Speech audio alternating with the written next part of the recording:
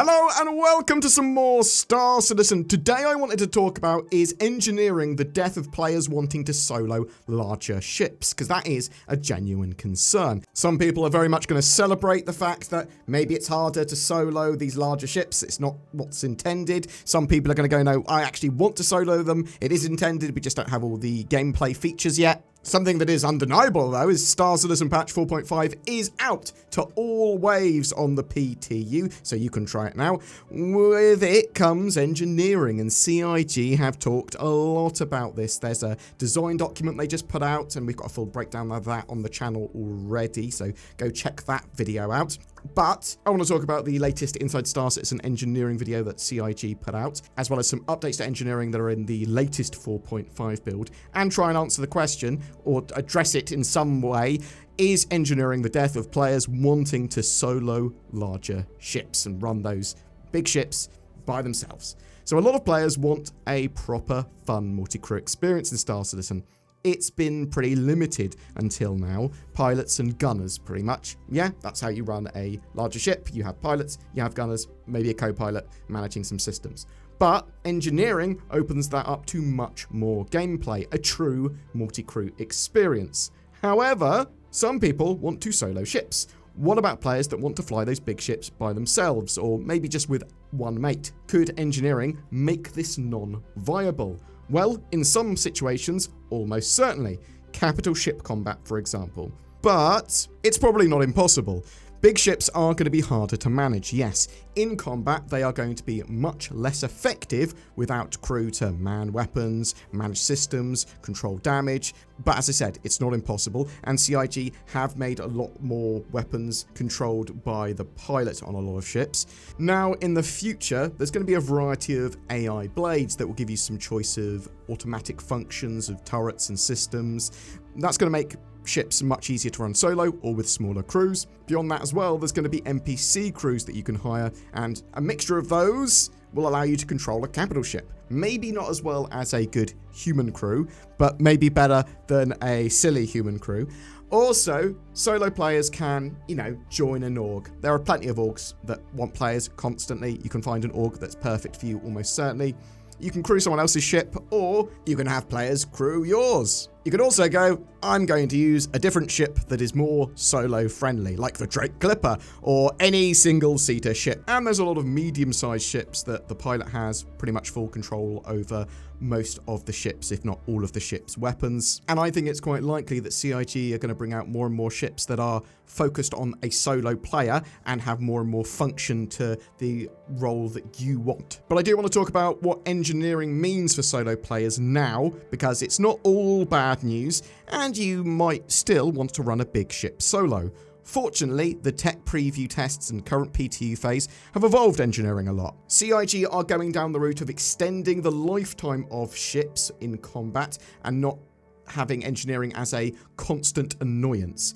They needed a full rebalance of all items, ships, weapons, which is still ongoing. Part of that appears to be shorter effective range of ship weapons as well. So combat-wise with engineering, you might be targeting specific components. Larger ships typically have a level of redundancy now, so only 2 of your shield generators are going to be running at once. You are probably going to have more of an idea of where enemies are going to be trying to attack you or trying to focus fire, but with players able to effectively target your shields and power plants, that might be bad for solo players, although there's more going on here. Fires. They're just bad for solo players, right? Because if you have a fire that spreads over your ship while you're busy or unable to get away from the pilot chair, well, that's not great. You're going to have your oxygen being consumed, the ship's going to be getting hotter, all your components are going to be getting hotter, you're going to be getting hotter. Not ideal. Fuses and relays are effectively targetable components and also will blow during combat.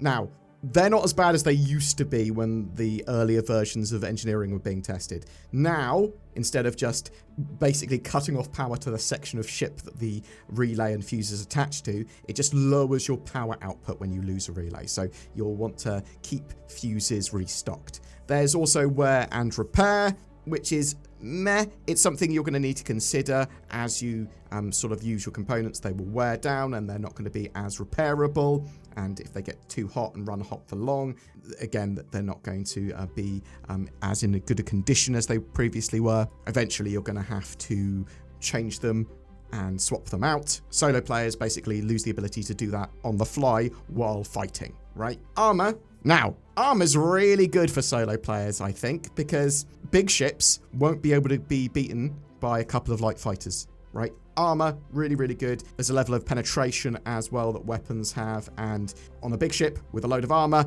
small fighters, size 3 weapons and below, not going to have much effect, if any, against that. Over a long period of time, they will, and obviously you've got your shields as well. There's some other cool stuff for solo pilots, right? Loadouts are going to start to matter a lot more. So you want to choose components and loadouts for running large ships solo, and eventually that's going to be AI blades for turret automation or automatic countermeasure firing. But there's going to probably be more and more components that go, oh, these are better for long periods of time and are very reliable components that aren't going to catch fire. PDCs as well, the point defense turrets, point defense cannons, whatever you want to call them, they rock for solo players because they give you a little taste of what AI blades might be like. They shoot incoming missiles, torpedoes, small ships, and since the latest 4.5 PTU patch, PDCs will now target and shoot bombs even if they're not hostile, which is essential because those bombs might not be hostile until they actually land. I want to jump into the Inside Star Citizen engineering, talking with Thorsten a bit more and sort of talk about that kind of gameplay they were talking there and how that might affect solo players. I mean, engineering is going to affect everyone, right? But engineering's core direction has changed. All the intentions and bits of what you previously have seen tested or talked about for engineering, for the most part, are the same. However, the new direction for engineering, as we said earlier, is to extend the lifespan of your ship during missions and combat, but not cause your life to be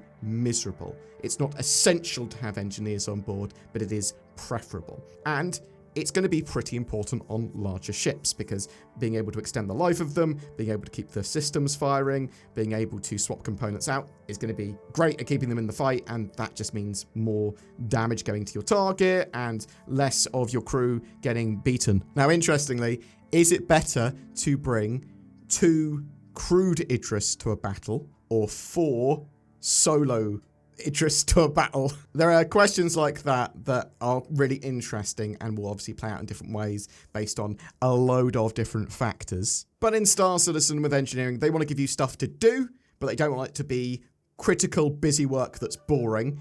And if you don't have a dedicated engineer, they don't want it to be like GG. They have chosen to move away from gameplay that is overly punishing, as they want players to have fun. They want players to not get like one shot or be in a situation where their ship catches fire in an unmanageable way every time they enter combat. Engineering does tie into all elements of ship and vehicle gameplay and will affect all ships and is fundamentally game-changing. Now, there are some ways that you'll want to prepare for engineering, whether you're a solo player or not. If your ship has an interior, you will definitely want to buy fuses and RMC canisters and have yourself a repair tool. So they're considering putting vendors in spaceports and hangars, I think, as well. They sort of mentioned there. Store spare components and materials you want on your ship as well. So if you've got cargo, got space for components and materials you think you're going to be in combat regularly, have some stored on your ship. You might want to swap out destroyed components every so often. In single-seater ships and fighters, you can repair components via the MFD. So some ships don't have the ability to access their components to repair because you'd have to go to where the component was and then point your repair tool at it and repair it with some RMC. But having the ability to repair components from the MFD is absolutely fantastic for single-seater fighters and things like that.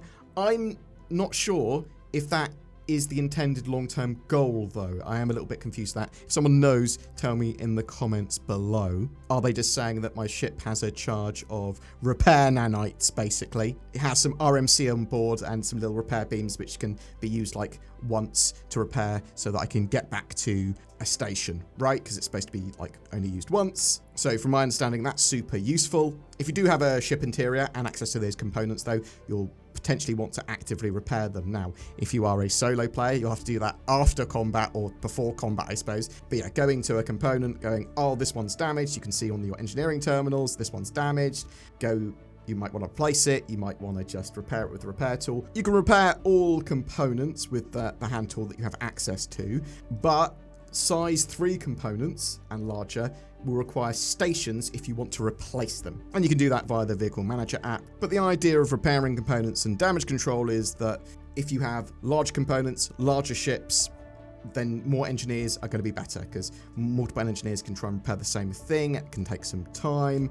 The gameplay there scales to the crew and ship size. So fortunately, with components and relays no longer completely disable an area of the ship that they were connected to. So bam, they get destroyed. You lose all your fuses in an area. You'll want to replace them because they're reducing the overall power available to your ship, which can effectively do a similar thing to knocking out systems, but you will be able to choose where to put the power, so you can actually have your sort of vital systems powered still, and all your doors aren't going to just stop working or anything like that. Previously, you'd have like a relay go down, or your fuses go down, someone steal your fuses, and it would break and stun lock your ship. Managing fuses and relays and having spare fuses, filling the relay up, they're all good ideas, especially in solo play. Make sure you've got all your fuses fully repaired and ready.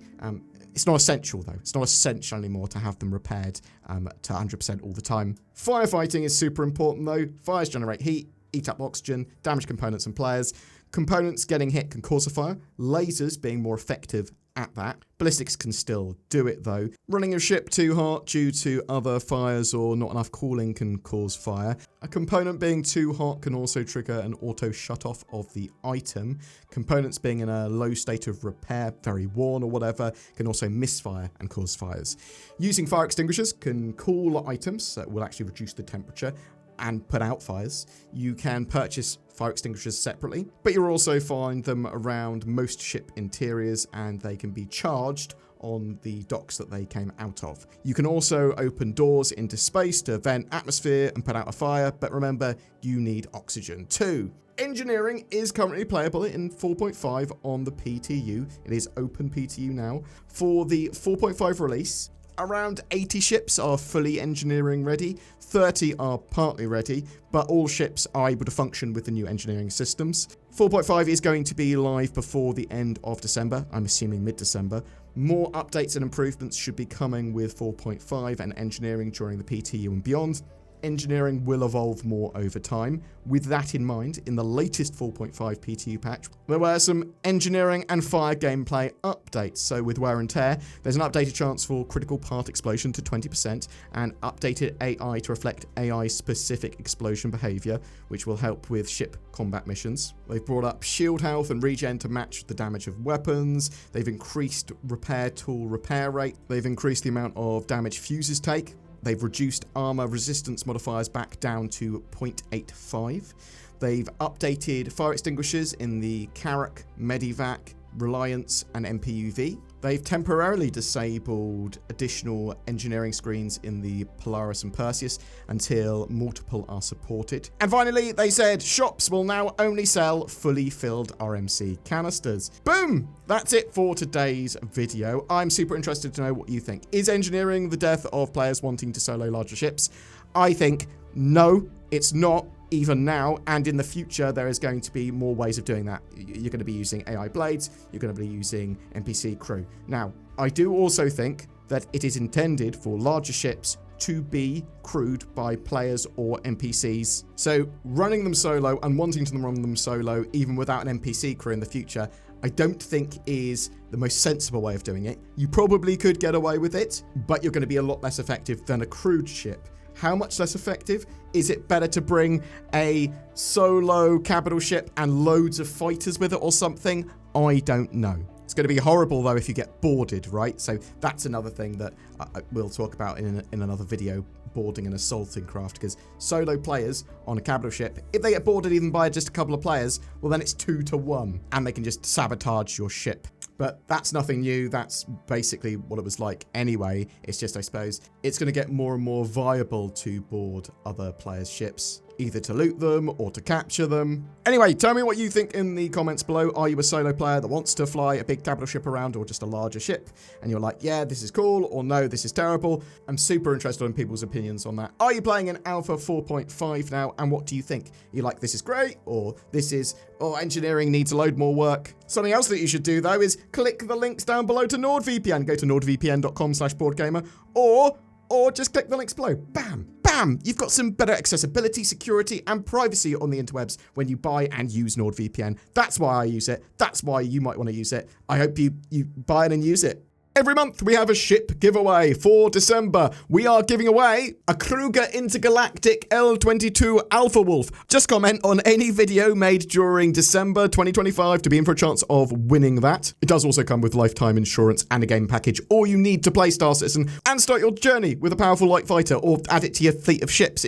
I don't know who's going to win. It's kind of random. Something that's not random is your support of this channel. Thank you so much for watching this video to the end. And if you would like to like, share, subscribe, that really helps. Commenting helps as well. Also, you might consider clicking the join button under my videos or becoming a Patreon. There's some exclusive videos there. There's some emotes. It helps out the channel more. We are going to be playing a load more Star Citizen. Thank you very much for watching. You have a great December. Tell me all the things in the comments below.